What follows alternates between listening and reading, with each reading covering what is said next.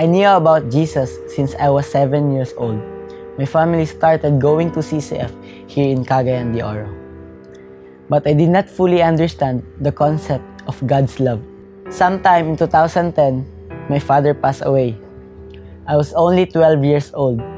I was the most depressing time of my life. Kanang feeling na dili na siya makita, di na siya mawidan. This led me into confusion and I doubted God's existence and this love for me. I resented God. Because of my bitterness, I stopped attending Sunday worship service with my mama. Instead, I spent my weekends with my barkada, drinking even until 3 a.m. This worried my mama very much.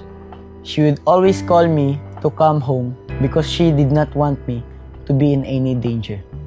The first 2 years of my high school life consisted of all failing grades.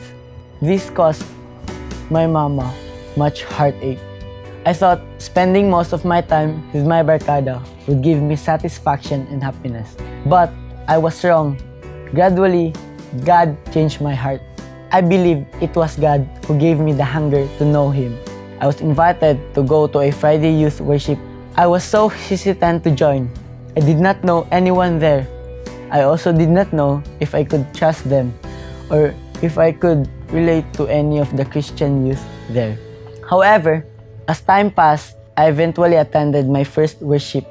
The topic on relationship got me interested in this whole youth ministry of CCF. Little did I know that was the beginning of my relationship with Jesus. That same night, somebody shared the gospel to me. I learned about how Jesus Christ died and rose again to save me, only by His grace. For the first time, I realized that even my papa died, I have a heavenly Father that loves me unconditionally. I was comforted to know that God has a wonderful plan for me, maskin wala na akong papa. I immediately invited Jesus to come into my life. By God's grace, I continued attending Elevate Youth activities and joined the D group. Because of God's faithfulness, He empowered me to eventually start a D group.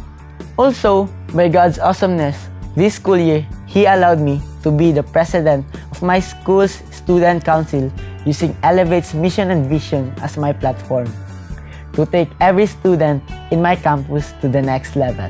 I know God will be with me and will help me. The changes in my life brought so much joy and happiness to my family, especially to my mama. This is all because of God. As Andy Stanley once said, there is an appropriate time to use your story, not as an excuse, but as a testimony to God's ability to free from the past.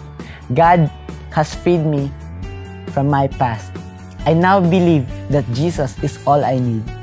I am Emmanuel Granada, who once was lost, but now, by God's grace, I'm committed to take other students to the next level.